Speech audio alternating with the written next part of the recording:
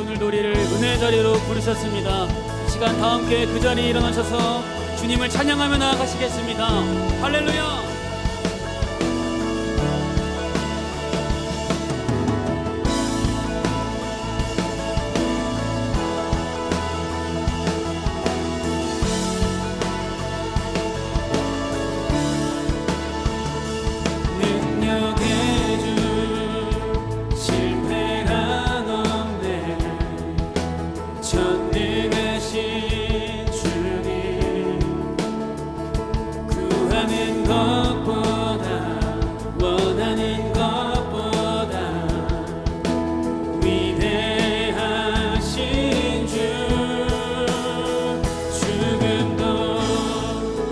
대신 주님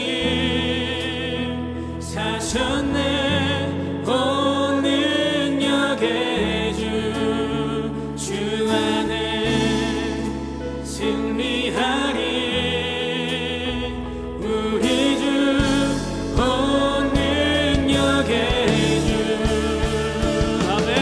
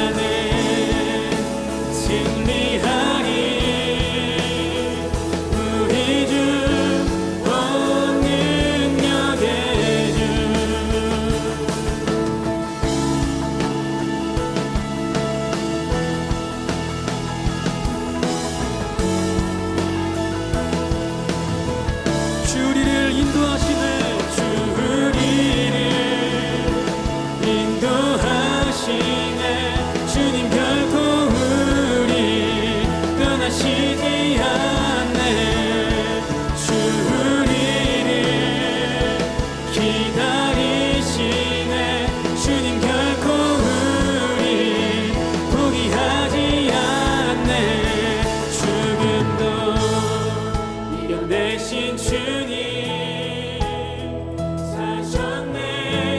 온 능력의 주 안에 승리하리. 우리 주 온 능력의 주 죽음도 이겨내신 주님 사셨네.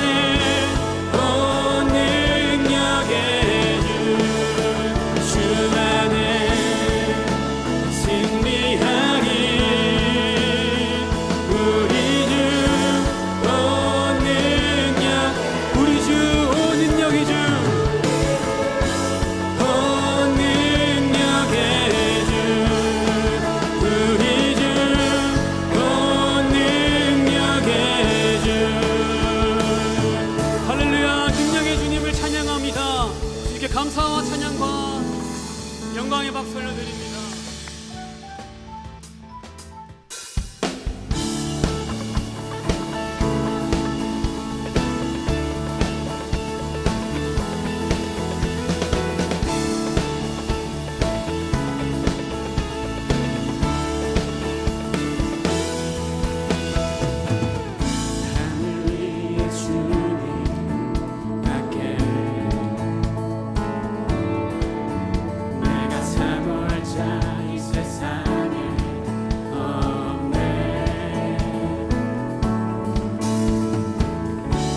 내 맘과 힘을 믿을 수 없네.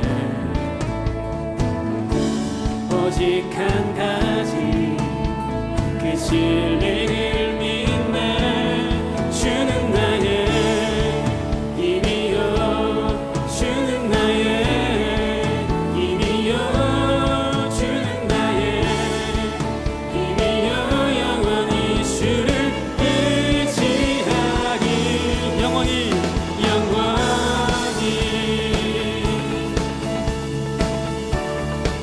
입술로 고백합니다. 하늘 위에 주님밖에, 하늘 위에 주님밖에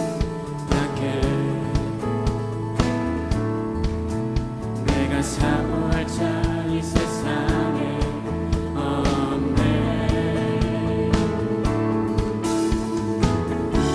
내 맘과 힘을 믿을 수 없네.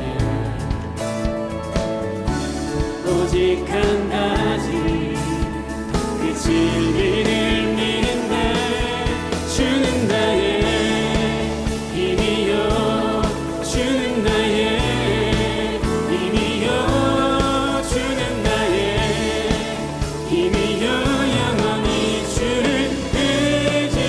주는 나의 힘이요, 주는 나의 힘이요, 주는 나의 힘이요, 영원히 주를 의지하리.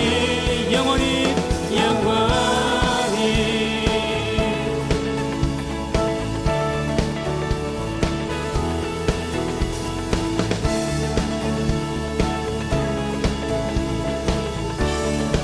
다 함께 내 맘과 힘을, 내 맘과 힘을 믿을 수 없네. 오직 한 가지 한 번 더 내 맘과 힘을,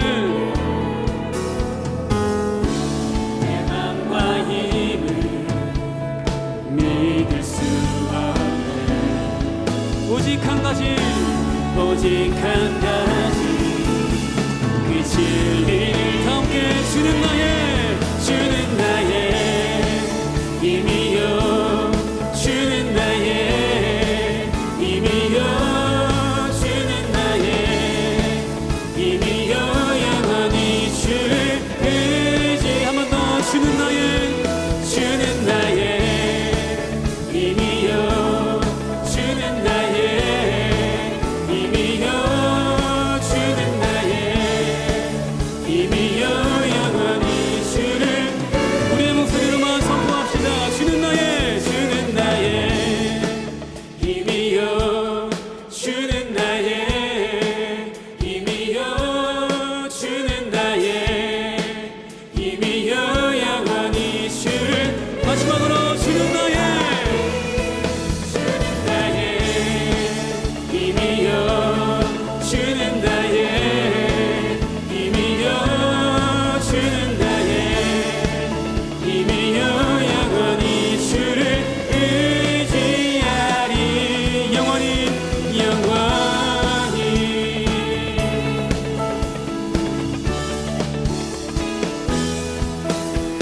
주님만의 우리의 힘이요 소망입니다. 주님께 감사와 찬양과 영광의 박수 올려드립니다. 아멘.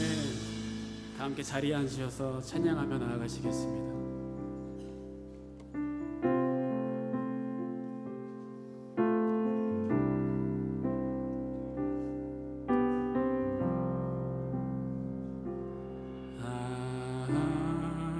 하나님의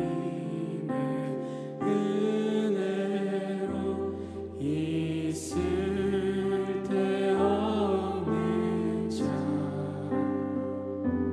왜 구속하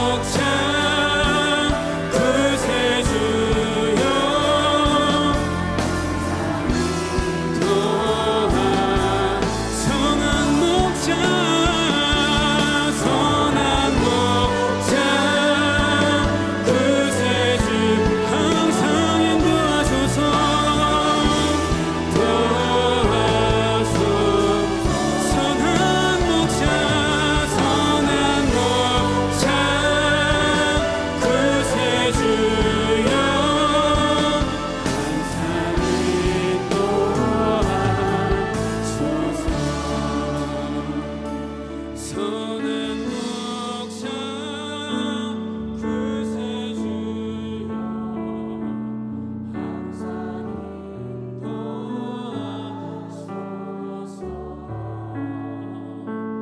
선한 목자 구세주여 항상 인도하소서 사랑하는 주님, 선한 목자 되신 주님을 찬양하는 이 밤이 되게 하여 주시옵소서.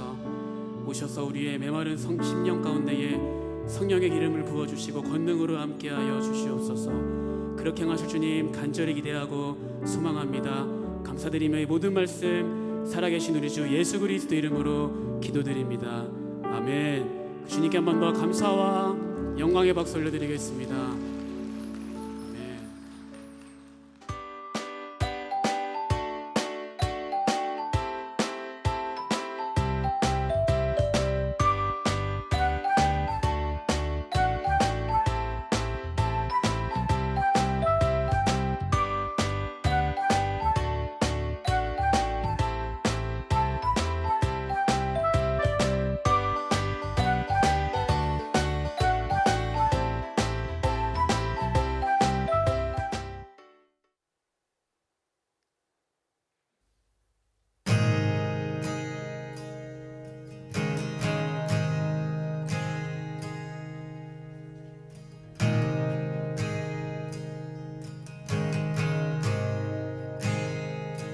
I love you, Lord,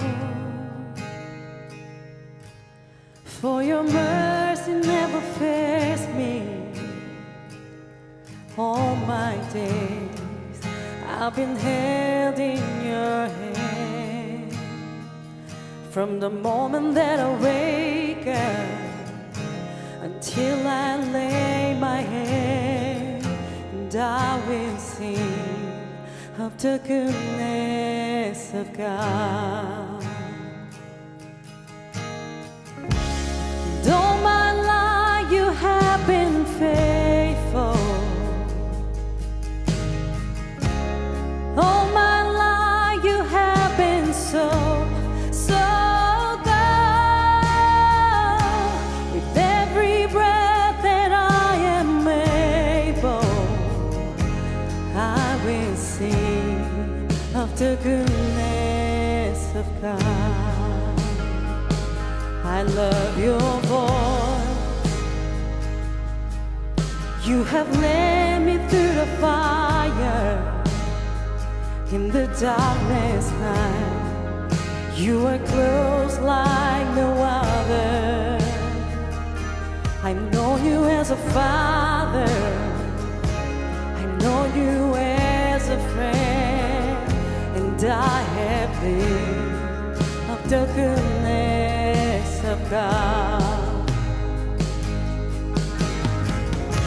And all my life you have been faithful. And all my life you have been so, so good.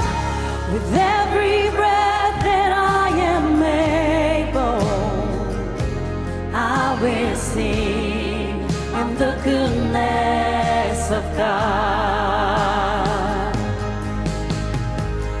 Your goodness is running after me. Your goodness is running after me. 'Cause my life laid down, I surrender now. I give you everything. Your goodness is running after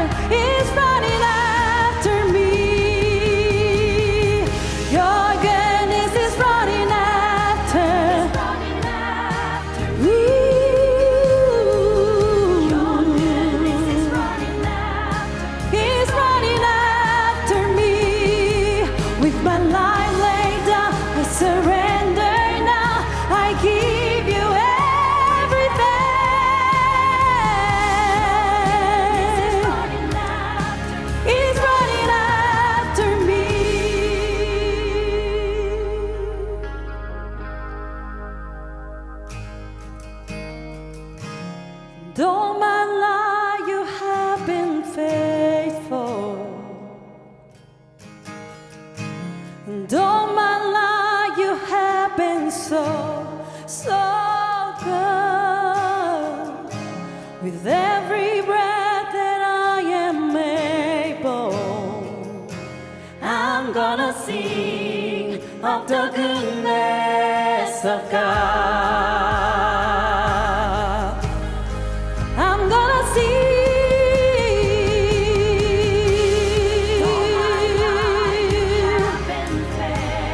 All my life you've been faithful. So good to everything. Every breath that I'm able, and now it's the eyes of God. I will see of the goodness of God.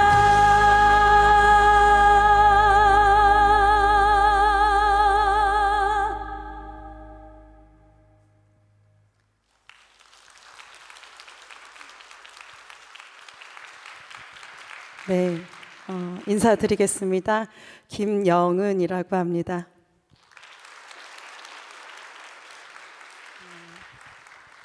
최근에 제가 너무 떨려서 음성이 떨리네요. 최근에 화제가 된 영화 중에 광야를 지나서라는 곡이 실린 영화가 있지요. 저도 몇 날 며칠 몇 달 길게는 몇 년 동안 비계를 적시며 울던 광야와 같은 시간을 지나갔던 적이 있었습니다. 그때 그 광야를 지나며 하나님께서 주신 그 은혜 덕분에 지금 이 자리에 다시 설 수 있지 않았나, 그렇게 여러분들과 나누고 싶습니다.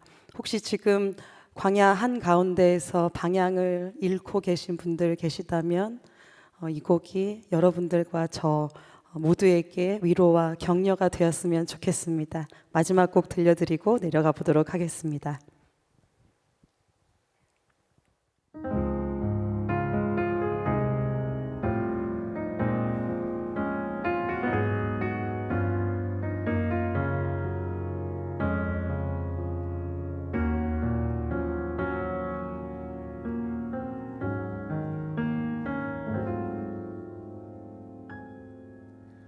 왜 나를 깊은 어둠 속에 홀로 두시는지, 어두운 밤은 왜 그리 길었는지, 나를 고독하게, 나를 낮아지게 세상 어디도 기댈 곳이 없게 하셨네.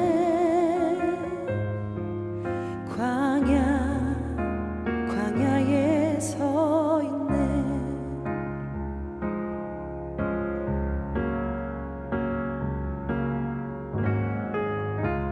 주님만 내 도움이 되시고, 주님만 내 빛이 되시는, 주님만 내 친구 되시는 광야,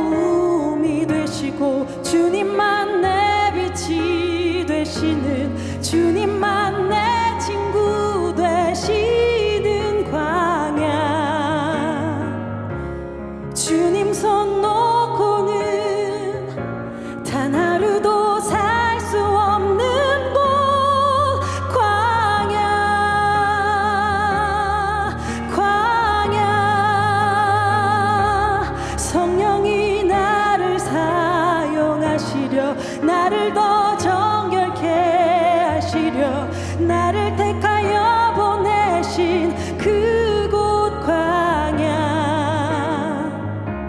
성령이 내 영을 다시 태어나게 하는 곳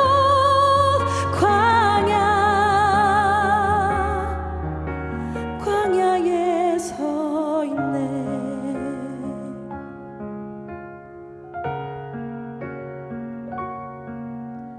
내 자가 산산이 깨지고 높아지려 했던 내 꿈도 주님 앞에 내려놓고 오직 주님 뜻만 이루어지기를 나를 통해 주님만 드러나시기를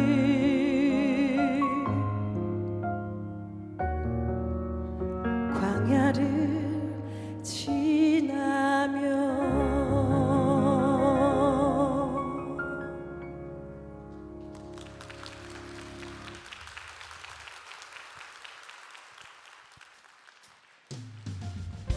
네, 귀한 찬양으로 함께 해주신 김영은 자매님에게 다시 한번 감사와 축복의 박수로 격려하겠습니다.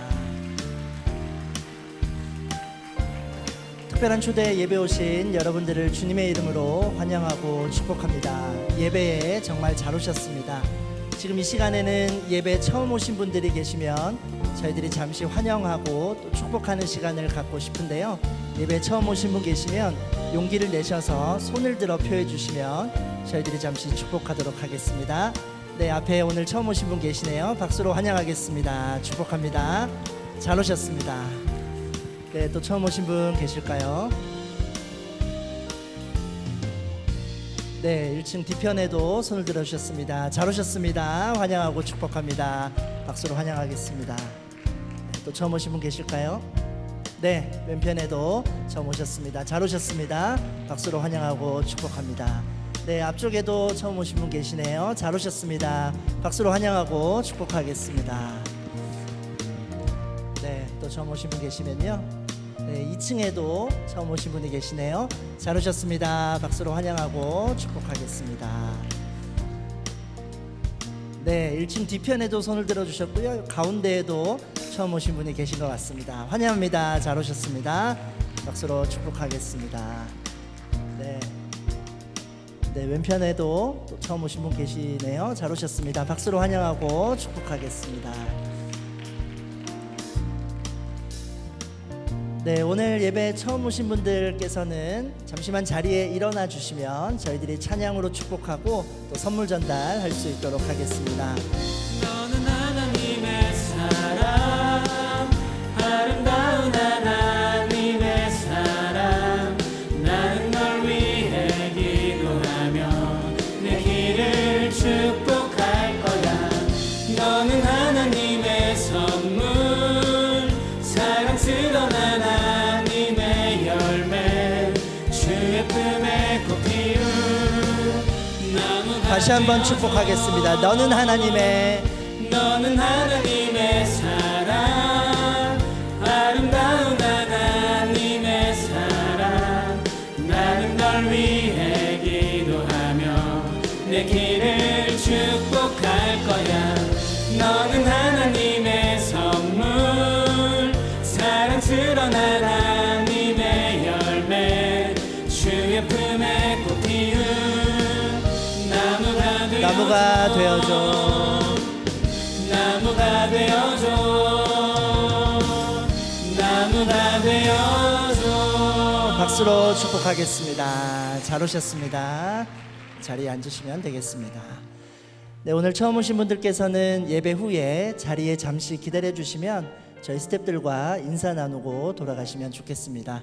또 교회 등록이나 기타 궁금한 부분들이 있으시면 저희 안내 데스크를 방문해 주십시오. 저희들이 잘 설명해 드리도록 하겠습니다. 특별히 매주 예배 후에는 새가족 교육이 한층 아래 순영홀에서 진행되고 있습니다. 교회 등록을 위한 과정이 언제든지 열려 있습니다. 관심 있으시고 또 교회 등록하기를 희망하시는 분들께서는 안내 데스크를 통해 참여해 주시면 많은 분들이 함께 또 하실 수가 있으니까요. 관심으로 함께 해 주시기를 바랍니다. 특별한 초대에서는 매주 여러분들을 위해서 함께 기도하고 있습니다. 기도 제목을 부탁하신 분들의 제목을 두고 저희들이 함께 기도하고 있는데요. 여러분들도 저희들에게 기도 제목을 주실 수가 있습니다. 나가시는 길에 복도의 QR코드를 통해서 또 안내 데스크를 통해서 저희들에게 기도 제목을 주시면 저희들이 함께 또 마음에 품고 응원하는 마음으로 기도하고자 합니다. 기도 제목을 저희들에게 주시면 또 저희들이 함께 기도할 수 있도록 하겠습니다. 이어서 1월 주제 영상 보시고 다음 순서 이어가도록 하겠습니다.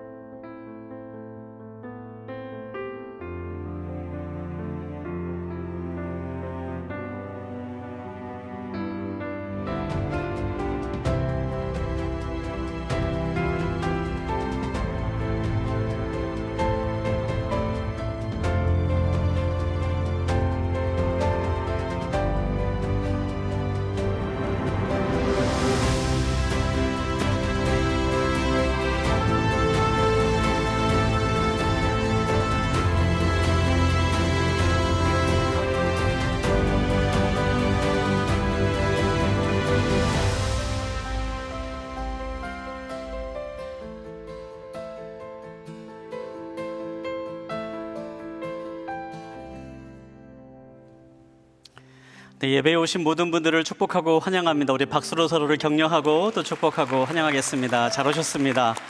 네, 잘 오셨습니다. 이 시간 함께 또 말씀을 듣기 전에 함께 선포하고 함께 말씀을 듣도록 하겠는데요. 우리 가슴에 손을 얹고 이렇게 한번 선포하겠습니다. 하나님이 우리와 함께 하십니다. 하나님은 나를 사랑하십니다. 나는 하나님의 사랑받는 자녀입니다. 이 시간 잠깐 함께 기도하겠습니다. 사랑하는 하나님, 이 시간에 이 마음 가운데에 우리를 향한 그 하나님의 사랑을 가득 담아 주시길 원합니다. 그 사랑의 힘으로 변화된 삶을 살게 하여 주시고 예수 그리스도와 동행하는 믿음의 길을 함께 할 수 있도록 주님 역사하여 주시옵소서. 감사합니다. 살아계신 예수님의 이름으로 기도합니다. 아멘. 네, 2002년 봄 월드컵을 앞두고 대한민국 축구는 굉장히 큰 부담감과 압박감 속에 있었습니다. 한국은 월드컵의 개최국이었기 때문에 전 세계에 한국 축구가 무엇인가를 보여줘야 한다라는 그러한 생각이 가득했습니다. 모든 축구 전문가들과 또 많은 축구 팬들은 당시 세계적인 명장이었던 거스 히딩크 감독을 감독으로 모시고 한국 축구에 고질적으로 부족했던 유럽 축구의 전술과 기술을 접목해 주기를 원했습니다.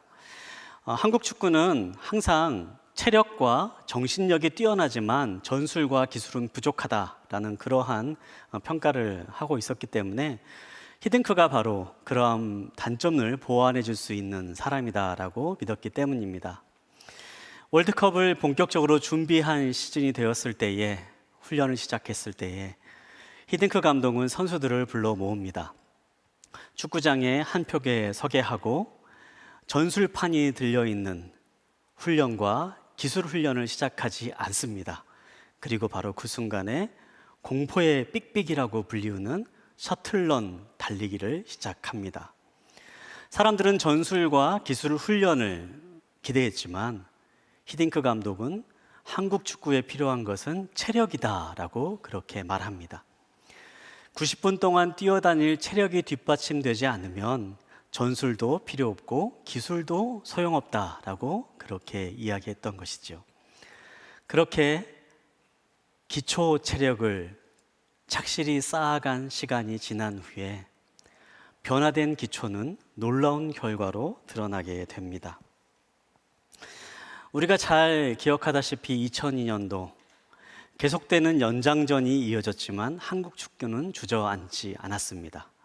16강을 지나고 8강을 지나고 월드컵 4강이라고 하는 기적과도 같은 결과를 거두면서 한국 축구의 놀라운 역사를 써내려간 한 해가 되었습니다. 오늘 말씀을 준비하면서 어찌 보면 우리의 신앙도 비슷하지 않나라는 생각을 해봅니다. 우리는 종종 이번에는 정말 달라져야지 하는 생각을 갖습니다. 나를 좀 빨리 바꿔줄 수 있는 어떠한 기술이 있을까? 뭔가 드라마틱하게 내 삶을 변화시켜줄 그러한 무엇인가가 있진 않을까? 그러한 기대를 갖고 살아갑니다. 하지만 여러분, 현실은 어떻습니까? 1월 이제 몇 주가 지난 지금 우리의 결심은 무너지고 마음은 흔들리고 계속해서 똑같은 제자리를 반복해서 걸어가는 그러한 삶을 살아가고 있지는 않습니까? 오늘 우리가 바로 그러한 고민을 함께 나누고자 합니다. 오늘 함께 나눌 말씀의 제목은요, 자꾸 넘어지는 나 정말 괜찮을까요? 라는 제목으로 함께 말씀을 나누고자 하는데요.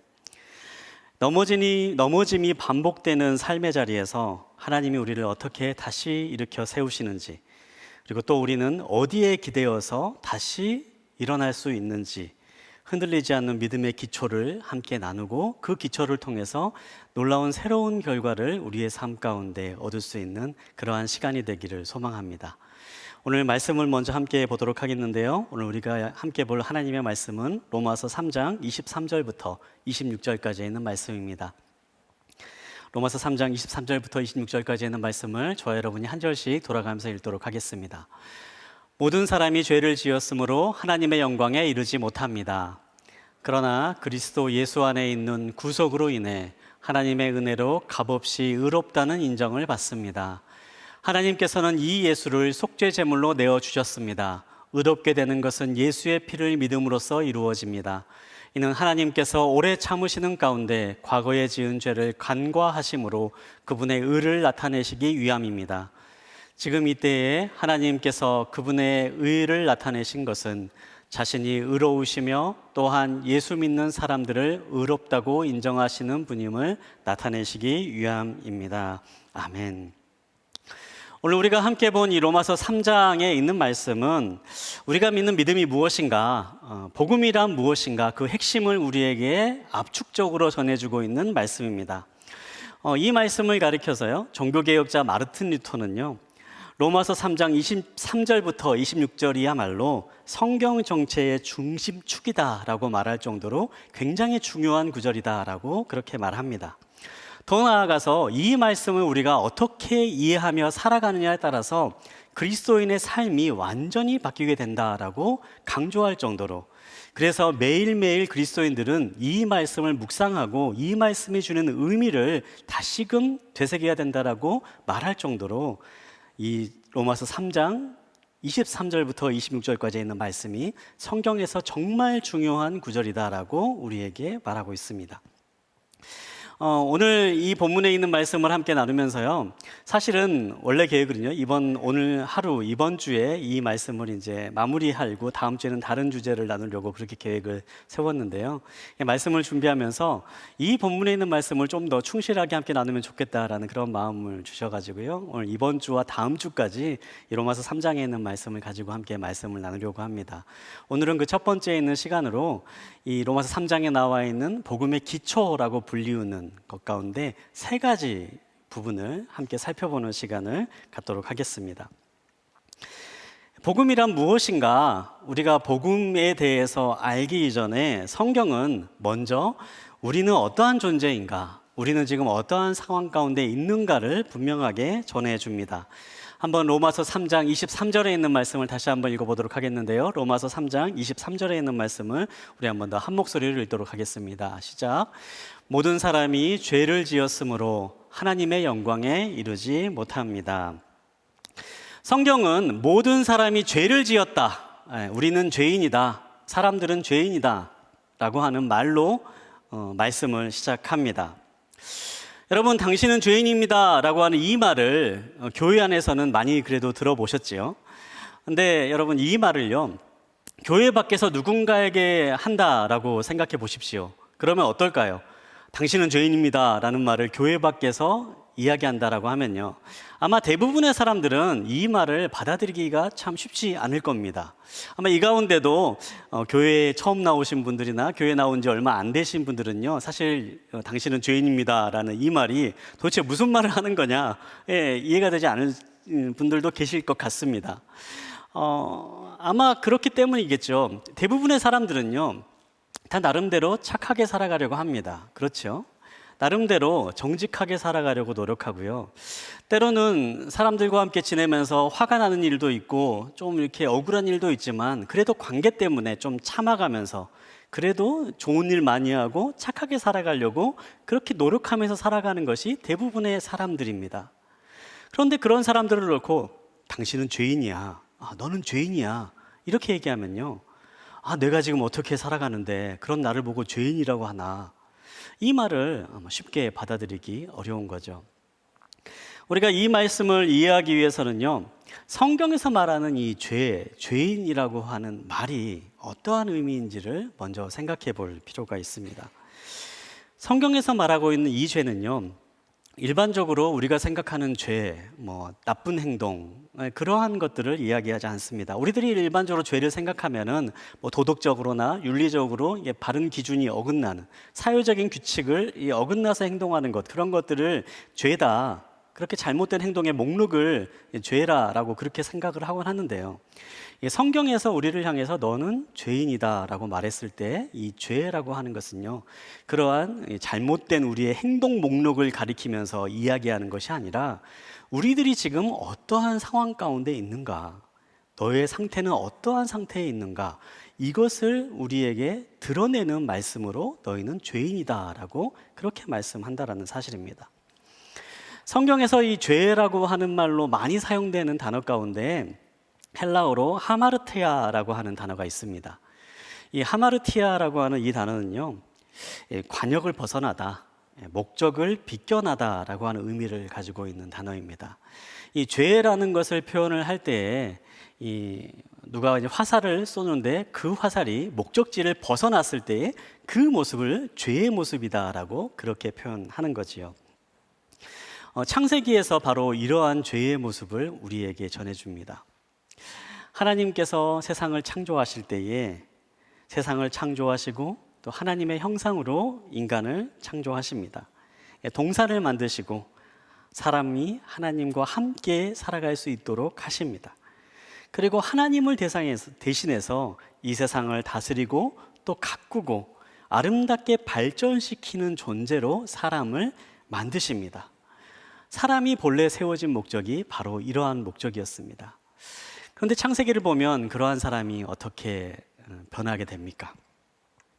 하나님처럼 되고 싶다라고 하는 이 마음을 가지고 하나님이 세우신 규칙과 목적을 따르지 않으며 자신의 삶을 스스로 선택하려는 결단을 합니다.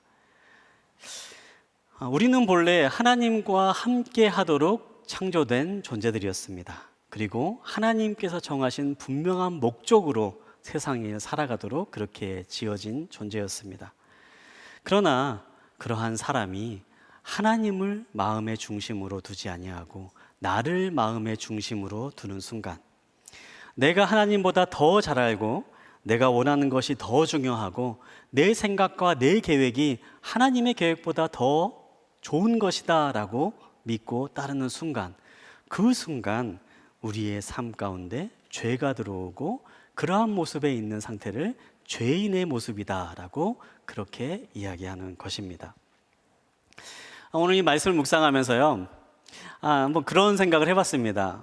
여러분들 남자분들은 특히 이제 군대에 다녀오신 분들은 많이 있으실 겁니다.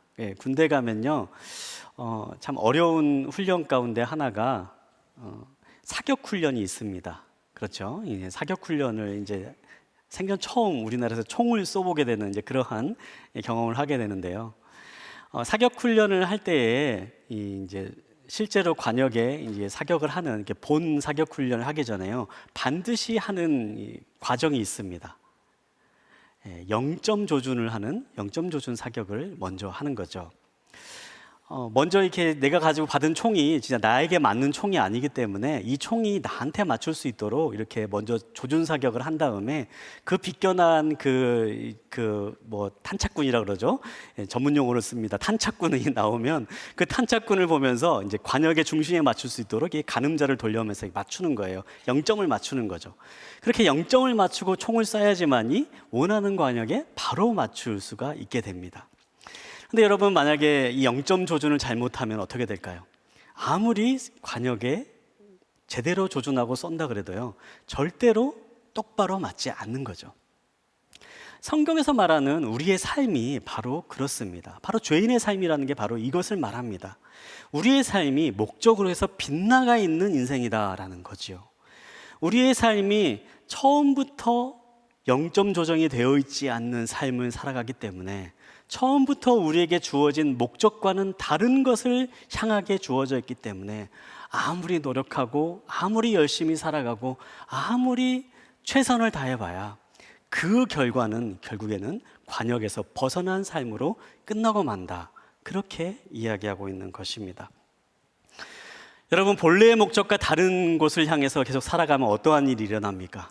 그 길은요, 결국에는 허무함밖에 남지 않습니다.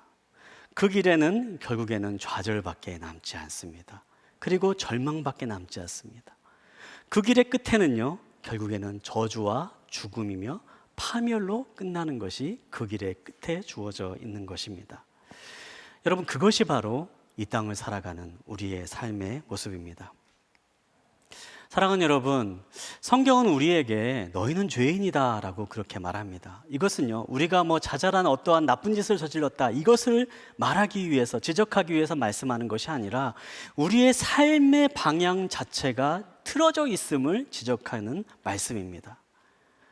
우리가 원래 있어야 될 곳에 있지 아니하고 원래 가야 될 목적을 벗어나서 다른 길을 향해서 걸어가고 있기 때문에 그 결과 죄가 일어날 수밖에 없고, 그 결과 나쁜 일들이 생겨날 수밖에 없고, 그 결과 그 끝에서 죽음을 맞이하고 파멸을 맞이할 수밖에 없다라고 성경은 우리에게 경고하고 있는 것입니다. 여러분, 우리의 삶이 바로 그렇습니다. 저는 목사이기 때문에 많은 분들의 장례식을 보게 됩니다. 장례식을 치르게 되면요, 그분이 어떠한 삶을 살아왔는지 그분에 대한 간략한 소개를 이렇게 전달받습니다. 근데 그럴 때마다 정말 다양한 분들이 다양한 삶을 살아왔다라고 그렇게 느끼게 됩니다. 그리고 모두가 다 똑같이 각자의 삶의 자리에서 정말 최선을 다해서 살아왔다라는 것이 보여집니다. 그런데 그들 가운데 그렇게 열심히 살아오지만 결국에는 죽음입니다. 그렇게 최선을 다해 어려운 시절을 겪으며 살아오지만 결국 누구도 피할 수 없는 것이 바로 죽음입니다. 그것이 바로 우리의 삶입니다. 그렇게 우리의 삶의 끝에는 죽음이 있을 수밖에 없고 파멸로 끝날 수밖에 없는 우리의 삶의 모습이지만 성경은 우리의 이야기가 거기에서 끝나지 않는다라고 말씀하십니다. 바로 그 죽음의 자리, 파멸의 자리를 향해서 우리를 구원하시기 위해서 오시는 분이 있다라고 말씀하시는 것입니다. 여러분, 이것이 바로 복음의 시작입니다. 이것이 바로 우리가 믿는 복음의 시작점입니다. 우리 계속해서 말씀을 한번 읽도록 하겠는데요, 이 로마서 3장 24절과 25절에 있는 말씀을 우리 한 목소리로 한번 함께 보도록 하겠습니다. 함께 보겠습니다. 시작. 그러나 그리스도 예수 안에 있는 구속으로 인해 하나님의 은혜로 값없이 의롭다는 인정을 받습니다. 하나님께서는 이 예수를 속죄제물로 내어주셨습니다. 의롭게 되는 것은 예수의 피를 믿음으로써 이루어집니다. 이는 하나님께서 오래 참으시는 가운데 과거에 지은 죄를 간과하심으로 그분의 의를 나타내시기 위함입니다. 로마서 3장 24절과 25절에 있는 말씀은 복음이란 무엇인지를 우리에게 전해줍니다. 이 시간에는 이 복음의 의미 가운데에 중요한 두 가지 단어를 함께 살펴보려고 하는데요. 첫 번째 우리가 기억하기 원하는 것은요, 바로 은혜라고 하는 단어입니다. 이 시간에 24절 하반절에 있는 말씀을 한 번 더 함께 읽도록 하겠습니다. 함께 보겠습니다. 시작. 하나님의 은혜로 값없이 의롭다는 인정을 받습니다. 네, 여기서 우리가 은혜라고 하는 말, 은혜라고 하는 말이 복음을 이해하는데 굉장히 중요한 단어인데요. 한번 여러분이 가지고 계신 이 말씀이 나와 있는 곳에 펜이 있으시다면 한번 은혜를 한번 동그라미로 치시면 좋을 것 같아요. 여러분, 은혜라는 건 무엇입니까? 우리가 은혜라는 말 많이 쓰곤 하는데요. 성경에서 말하는 은혜는요, 그냥 우리가 일반적으로 생각하는 은혜와는 조금 다릅니다. 특별하게 강조하는 부분이 있습니다. 이 성경에서 말하는 은혜라고 하는 이 말을 우리가 좀 손쉽게 이해하기 위해서는요, 선물이라고 하는 말과 좀 바꿔서 생각해 볼 수 있습니다. 여러분, 선물이란 어떤 것입니까? 여러분에게 누군가 선물을 준다라고 했을 때 그 선물이라고 하는 것은요, 내가 어떠한 노력을 하지 않고 받는 것입니다. 내가 어떤 자격이 있어서 받는 것이 아니라 그냥 주는 사람의 호의로 나에게 주어진 것이 선물입니다. 성경은 우리가 하나님의 호의를 받은 존재들이다. 그래서 하나님께서 우리에게 사랑과 호의를 아무런 대가 없이 주셨다라고 그렇게 은혜라는 말로 이것을 표현합니다. 사람들은요, 세상에 많은 종교가 있는데 이 종교가 다 똑같은 것이 아니냐, 이제 그렇게 말하는 사람들도 있습니다. 겉으로 보기에는 비슷한 부분 많이 있습니다. 다 착하게 살아라, 좋은 일 많이 하면, 바른 일 많이 하면 좋은 일 생긴다, 그렇게 비슷하게 보이는 부분들이 많이 있습니다. 그런데 우리가 믿는 믿음과 다른 종교가 근본적으로 다른 차이는요, 바로 이 은혜라고 하는 것에 있습니다. 다른 종교나 철학을 한마디로 요약하면 이렇습니다. 내가 무엇인가를 해야 원하는 것을 얻을 수 있다라는 겁니다. 세상에 있는 모든 종교는요, 무엇을 해야 한다라고 하는 이것을만 다를 뿐이지요, 대부분 비슷한 구조를 갖습니다. 우리가 무엇인가를 해야만이 무엇인가를 얻을 수 있다라고 그렇게 말하는 거죠. 착한 일을 해야지만이 복을 받을 수 있다. 덕을 쌓아야지만이 좋은 일이 생긴다. 수양을 해야지만이 그렇죠? 윤회를 벗어난다. 그렇게 우리가 무엇을 해야지만이 우리가 무엇을 얻을 수 있다라고 말하는 것이 대부분 모든 종교의 구조들입니다. 그런데 성경은 어떻게 얘기합니까? 성경은 이와는 정반대로 우리에게 말씀하십니다. 성경은 이렇게 이야기하는 거죠. 이미 모든 것이 이루어졌다. 그러니 받은 은혜로 살아가라. 우리에게 이렇게 말씀하시는 겁니다. 성경에서 말하는 진리는요, 너희를 위해서 예수님께서 모든 것을 이루셨다라고 그렇게 선언하십니다. 그래서 더 이상 구원을 위해서 노력할 필요가 없다 말씀하십니다. 너희는 그것을 그저 받아들이기만 하면 된다. 너희들이 하나님의 눈에 들기 위해서, 어떠한 기준에 맞추기 위해서, 스스로를 증명하기 위해서 노력하며 살아가지 않아도 괜찮다. 그저 너희에게 주신 이 은혜를 누리며 그 감동과 감격으로 살아가라 라고 말씀하시는 것이 그리스도인의 삶의 모습인 것입니다. 사랑하는 여러분, 이 사실을 기억하시기 바랍니다. 여러분, 우리는 은혜로 모든 것을 누리는 사람들입니다. 어떠한 모습이건 어떠한 상황이건 그것이 중요하지 않습니다. 하나님이 먼저 우리를 사랑하셨습니다. 우리가 인정받기 위해서 어떠한 노력을 할 필요가 없습니다. 우리가 하나님의 사랑을 받기 위해서, 또 구원을 받기 위해서 어떠한 노력을 기울일 필요가 없습니다. 스스로 증명하지 않아도 괜찮습니다. 이미 예수님께서 다 이루셨습니다. 우리의 삶을 향한 놀라운 길을 예수님께서 열어주셨습니다. 우리는 단지 그것을 받아들이기만 하면 됩니다. 이것이 바로 은혜입니다. 이것이 바로 복음입니다. 은혜라고 하는 것은요, 선물로 우리에게 주어졌다라고 하는 말을 뜻합니다. 선물은 우리에게 거저 주어지는 것입니다. 그런데요, 이 선물이라는 것을 한번 잘 생각해 보면요, 우리가 선물을 받는 때는요, 그 선물은 우리가 거저 받는 것이지만요, 사실 그 선물은요, 누군가가 그 대가를 대신해서 치른 것입니다. 그렇죠? 여기서 우리가 구원, 복음에 대해서 이해해야 될 두 번째 단어가 나옵니다. 그것은 바로 속죄의 제물이라고 하는 단어입니다. 우리 25절 상반절에 있는 말씀을 한번 다시 읽어보도록 하겠는데요. 24절 상반절에 있는 말씀 함께 보겠습니다. 시작. 하나님께서는 이 예수를 속죄의 제물로 내어주셨습니다. 복음이란 무엇인지 이해하기 위해서 우리가 기억해야 될 두 번째 단어는요, 바로 이 속죄의 제물이라고 하는 단어입니다. 속죄 제물이 무엇이냐? 사실 뭐 이 단어가 우리가 익숙하게 사용하는 단어가 아니기 때문에 이 단어가 무슨 말을 하는 것인지 잘 이렇게 다가오지 않습니다. 그런데 이 단어가 가지고 있는 핵심적인 의미를 한번 말씀을 드리면요. 성경 언어가 담고 있는 그 의미 가운데는요, 죄를 사함받기 위해서, 속죄를 얻기 위해서 주어지는 선물, 또 화해하기 위해서 필요한 것을 의미합니다. 이 속죄 제물이라고 하는 이 말은요, 예수님께서 우리를 대신해서 십자가에 달려 죽으셨고, 이로 인해서 우리의 죄로 인한 하나님의 진노와 심판이 사라지고 하나님과 우리 사이에 가로막고 있던 장벽이 제거되었음을 이야기하는 것입니다. 여러분, 하나님을 어떤 분이라고 이해하십니까? 여러분, 하나님 하면 어떤 말이 먼저 떠오르십니까? 아마 대다수 분들이요, 교회에서 하나님이라는 말을 이야기한다면은 가장 먼저 떠오르는 말이 사랑의 하나님이라는 말을 떠올리실 겁니다. 근데 성경을 읽어보면요, 이 사랑의 하나님의 모습과는 조금 결이 달라 보이는 그러한 모습들이 많이 나옵니다. 뭐 진노의 하나님, 심판의 하나님의 모습이 성경에는 나오지요. 어떻게 하나님은 사랑의 하나님이시면서 진노의 하나님이실 수 있는가? 많은 분들이 하나님은 진노하시는 분이 아니시다, 분노하시는 분이 아니시다, 그러한 하나님은 잘못된 하나님이다, 이제 그렇게 말씀하시는 분들도 있는데요.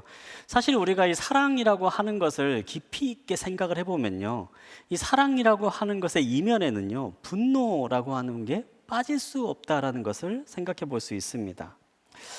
한번 여러분 이런 상상을 해보십시오. 여러분이 정말 사랑하는 어떤 것이 있습니다. 여러분의 가족이 될 수도 있고요, 여러분의 자녀가 될 수도 있고, 여러분이 정말 소중하게 여기는 직업이 될 수도 있습니다. 그런데 여러분이 정말 사랑하는 그것을 누군가가 망가뜨리려고 한다면 여러분 그 순간에 어떠한 마음이 드시겠습니까? 내가 정말 사랑하는 가족을 누군가 해치려고 한다면, 내가 정말 사랑하는 나의 자녀를 누군가 망가뜨리려고 한다면 그 순간 우리는 내가 사랑하는 것을 지키고 보호하기 위한 분노의 감정이 끌어오르게 됩니다.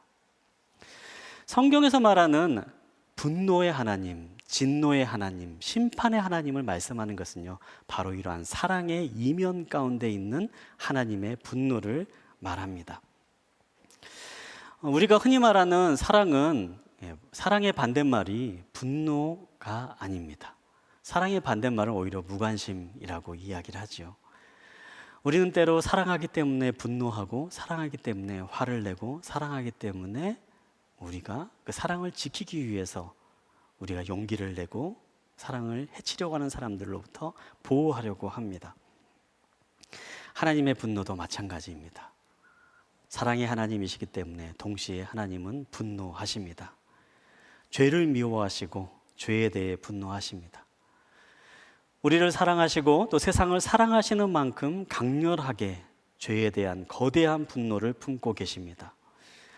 하나님은 이 세상의 고통과 질병, 깨어진 관계, 전쟁과 죽음, 죄로 인해 들어온 모든 것들을 미워하시며 이 모든 것들을 불러오는 죄에 대해서 분노하십니다. 그리고 이러한 분노는 반드시 대가를 요구하게 됩니다. 그런데 어떻습니까? 하나님이 분노하시는 그 대상이 바로 우리들입니다. 너무나도 사랑하는 존재인 우리들이 바로 그 하나님의 분노를 일으키는 대상이 되어버렸습니다. 그렇기 때문에 하나님은 선택하실 수밖에 없었습니다. 이 문제를 해결하시기 위해서 하나님이 선택하신 방법이 바로 십자가입니다. 지난 성탄주일에요, 예수 그리스도의 오심을 설명하면서 용서에 대한 개념을 함께 나누었습니다. 여러분 혹시 그 메시지를 기억하십니까? 네, 다 처음 듣는 것처럼 그렇게 저를 바라보고 계시는데요. 용서에 대한 의미를 함께 나누었던 이제 그러한 기억이 있는데요. 여러분, 용서라는 말 우리가 많이 쓰는 말이지요. 누군가를 용서한다, 또 용서받았다라는 말 우리가 많이 쓰는데요. 근데 이 용서라고 하는 말을 우리가 사용할 때에는요, 반드시 따라다니게 되는 하나의 단어가 있습니다. 바로 대가라는 겁니다. 용서에는 대가가 반드시 필요합니다. 가끔 우리가 누군가를 대가 없이 용서한다라는 그러한 말을 사용하기도 하지만요, 사실 엄밀히 따져보면요, 대가 없는 용서라는 것은 존재하지가 않습니다. 우리에게 누군가 잘못한 행동을 하는 사람을 용서한다고 할 때요, 그래서 더 이상 그 잘못한 행동을 문제 삼지 않겠다라고 말할 때예요, 사실 그 말 가운데는요, 그 잘못한 일을 행한 사람으로 인한 내가 받은 손해나 고통이나 정신적인 아픔이나 분노나 억울함이나 모든 부정적인 것들을 다 내가 감당하겠다라고 하는 말과 동일하게 사용됩니다. 또 심지어 나에게 물질적인 피해를 입혔던 사람이 용서한다라고 얘기했을 때는요, 그 피해마저도 내가 대신 다 감당하겠습니다라는 결단이 있을 때에 누군가를 용서한다라고 우리는 그렇게 말할 수가 있습니다.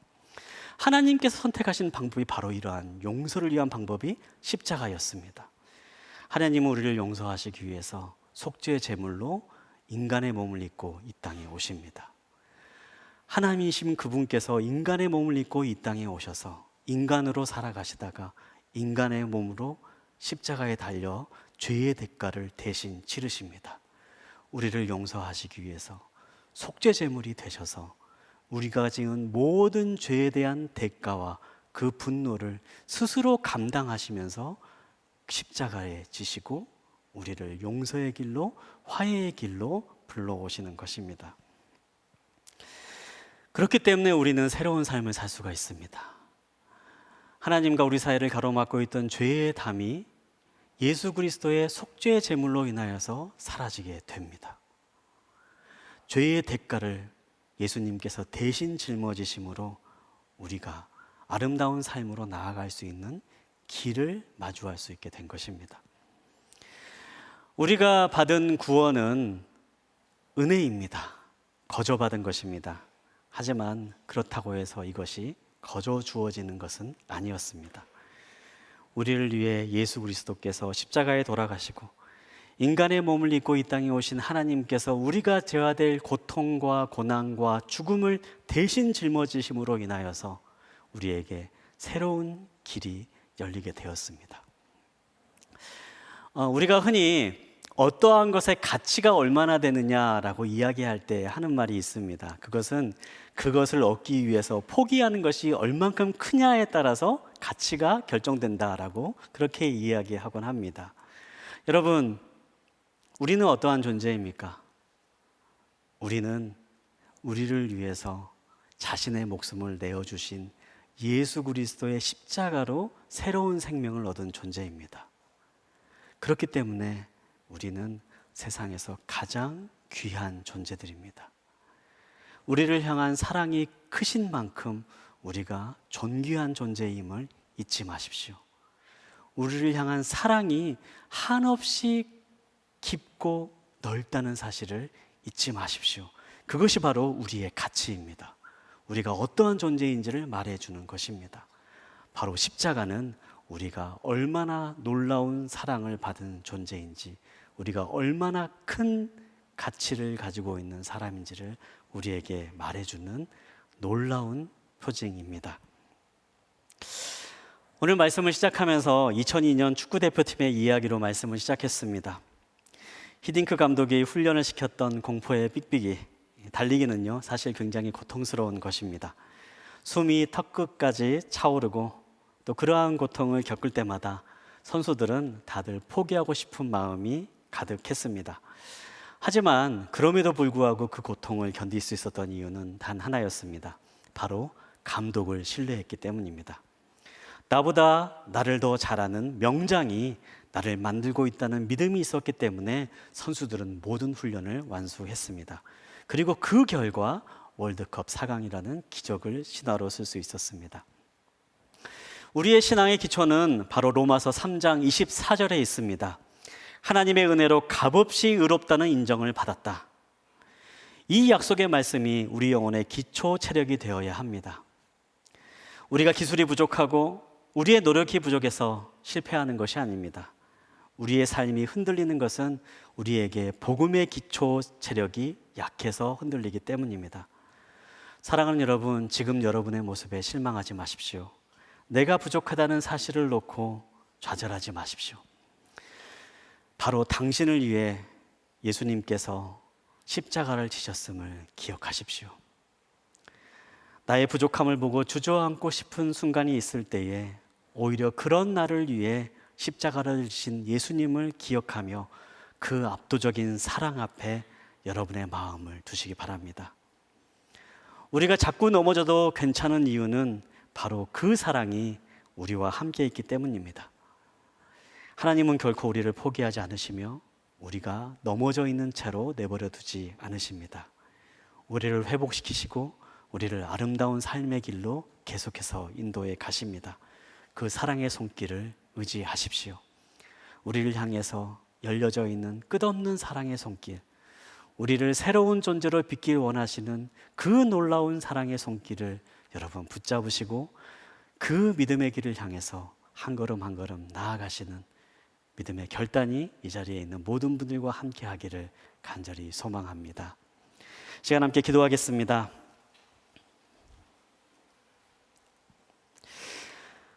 사랑하는 주님, 이 시간에 우리의 모습을 돌아볼 때면 자꾸 넘어지고 자꾸 흔들리는 모습을 바라보며 낙심하고 좌절할 때가 많이 있습니다. 하지만 오늘 우리가 함께 묵상한 이 말씀을 기억하며 우리의 영혼의 영점이 어디에 맞춰져 있는지를 기억하게 하여 주시옵소서. 나의 노력과 나의 의지로 살아가지 않게 하여 주시고 그리스도 예수 안에 있는 생명과 사랑과 구원, 우리에게 거저 주신 하나님의 은혜를 마음껏 누리며 새로운 삶을 향해 달려나아갈 수 있는 그러한 믿음의 삶을 살 수 있도록 함께하여 주시옵소서. 흔들릴수록 십자가의 사랑을 더욱더 깊이 묵상하게 하여 주시고 주저앉고 싶을수록 우리를 향한 그 하나님의 사랑을 더욱더 간절히 원하는 마음으로 나아갈 수 있게 하여 주시옵소서. 그래서 주신 은혜를 온전히 누리며 살아가는 복된 삶을 살아갈 수 있도록 하나님 이 자리에 모인 우리 모두를 지켜주시고 함께하여 주시옵소서. 오늘 이 자리에 계신 분들 가운데 여러분의 마음 가운데에 예수님을 마음의 주인으로 모시기를 원하는 분이 있다면 이 시간에 가슴에 손을 얹고 함께 기도하기를 원합니다. 예수 그리스도 안에 있을 때에 우리는 세상에서 정한 가치와 기준이 아닌 하나님 안에서 가장 존귀한 존재가 됨을 받아들이시기 바랍니다. 그리고 예수 그리스도 안에 있을 때에 우리의 인생은 죽음으로 끝나는 것이 아니라 하나님이 주시는 영원한 삶으로 이어지는 것임을 믿음으로 받아들이시길 바랍니다. 이 시간에 우리에게 구원을 주시는 그 은혜의 선물을 마음에 품길 원하시는 분이 있다면 가슴에 손을 얹고 이 시간에 함께하는 기도를, 제가 드리는 기도를 함께 따라해 주시기 바랍니다. 하나님, 저는 죄인입니다. 파멸을 향해 달려가던 죄인입니다. 그러나 저에게 새로운 생명을 주심에 감사합니다.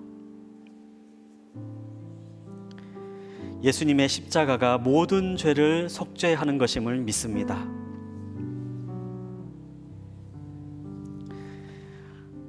예수님만이 나의 구주이심을 믿습니다. 이 시간 이 마음 가운데 찾아와 주십시오. 나의 삶의 주인이 되어 주십시오. 은혜로 새 삶을 살게 하시고 주님과 동행하는 삶을 살게 하십시오. 예수님의 이름으로 기도합니다. 아멘. 제가 축도함으로 예배를 마치겠습니다. 이제 우리를 구원하신 예수 그리스도의 크신 은혜와 하나님 아버지의 끝없는 사랑과 성령님의 교통하심이 우리에게 새로운 삶을 주시기 위해 죽음으로 향해 가던 우리의 삶을 은혜의 손길을 베푸시고 하나님과 나 사이에 막힌 죄의 대가를 십자가에서 해결하여 주신 예수님의 그 사랑을 마음에 품으며 주님이 주시는 새로운 믿음의 삶을 살아가기를 다짐하는 이 자리에 모인 모든 믿음의 식구들 머리 위에와 그 가정과 일터와 자녀 위에 이 나라의 민족과 선교사님들 위에 이제로부터 영원히 함께 하시기를 간절히 축원하옵나이다. 아멘. 예배의 주인 되신 주님께 한 번 더 감사와 영광의 박수 올려드리겠습니다. 이곳에서의 모든 예배를 마칩니다. 삶의 자리에서 승리하시기를 소망합니다.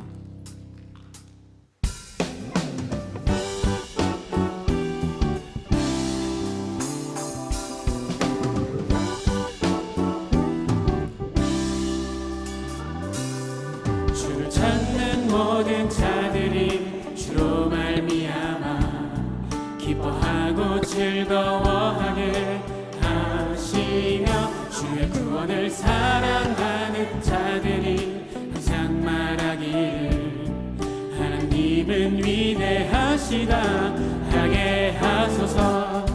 주를 찾는 모든 자들이 주로 말미암아 기뻐하고 즐거워하게 하시며 주의 구원을 사랑하는 자들이 항상 말하기를 하나님은 위대하시다 하게 하소서.